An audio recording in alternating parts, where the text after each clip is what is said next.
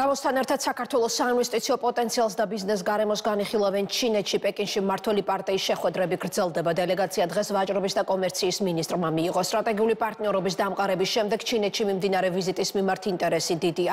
ორ ქვეყანას შორის პოლიტიკური და ეკონომიკური თანამშრომლობის გაძლიერების გარდა დღის წესრიგშია შუა დერეფნის პროექტის განხილვა, რომელმაც უკრაინა-რუსეთის ომის და ევროპაში შექმნილი ენერგოკრიზისის ფონზე განსაკუთრებული მნიშვნელობა შეიძინა.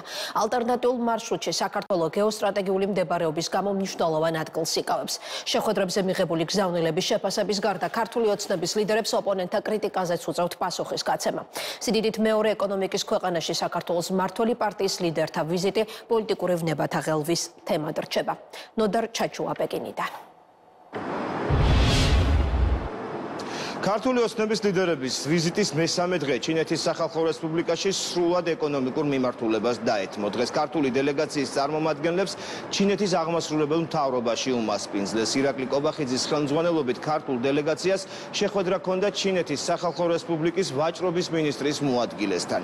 აღნიშნულ შეხვედრაზე ძირითადად საუბარი შეეხო ეკონომიკური თანამშრომლობის თითქმის ყველა მიმართულებას, თუმცა განსაკუთრებული აქცენტი გაკეთდა ვაჭრობაზე. ვაჭრობაზე, რომელიც ბოლო 5 წლის განმავლობაში ჩინეთთან 5 ჯერ გაიზარდა და ამ რიცხვის ზრდას ხელი შეუწყო იმ თავისუფალი ვაჭრობის შესახებ ხელშეკრულებამ, რომელიც ჩინეთს საქართველოს შორის 2017 წელს ფორმდა და იგი 2018 წლიდან ამოქმედდა. ამ რიცხვის გაზრდასთან დაკავშირებით ახლა ჩინეთ-საქართველოს შორის აქტიური მოლაპარაკებები მიმდინარეობს. დღევანდელი შეხვედრაც ამისკენ წინგადადგმული ნაბიჯი იყო და სრულად იქნა, ასე ვთქვათ, განხილული ის პოტენციალი და ის თანამშრომლობის ის შესაძლებლობები, რომელიც ჩინეთ-საქართველოს ამ მიმართულებით გააჩნია. ასევე უნდა აღინიშნოს ისიც, რომ ჩინეთი საქართველოს ნომერ პირველი პარტნიორი, ამას 13%-იანი წილი აქვს თლიან საექსპორტო პროდუქტთან მიმართებაში და ამ რიცხვის გაზრდა წლების განმავლობაში კიდევ უფრო მეტად იგეგმება.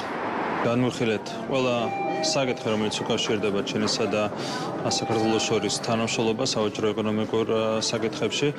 საუბარი შეეხო სხვადასხვა სფეროს, უშუალოდ ვაჭრობას სხვადასხვა მიმართულებით, ასევე საქმე შეეხო ენერგეტიკის მიმართულებით თანამშრომლობას, ტრანსპორტის მიმართულებით თანამშრომლობას, ტურიზმის მიმართულებით თანამშრომლობას, შევეხეთ პრაქტიკულად ეკონომიკის ყველა სფეროს. საგანგებოდ ხაზი გაესვა შუა დერეფნის მნიშვნელობას არა მარტო ორმხრივი ურთიერთობების განვითარების, არამედ კონტინენტების ურთიერთობის რაკურსით აზიისა და ევროპის დამაკავშირებელი რგოლის მნიშვნელობაზე და ამ რგოლში მათ შორის საქართველოში განსაკუთრებით სტაბილურობის აუცილებლობაზე, რაც ეკონომიკური წინსვლის წინაპირობაა. რაზეც ახლა მე ყურადღება მინდა გავამახვილო, ეს არის სოფლის მეურნეობის პროდუქციის ექსპორტი საქართველოდან ჩინეთში, რაზეც დღეს კომერციის მინისტრის მოადგილესთან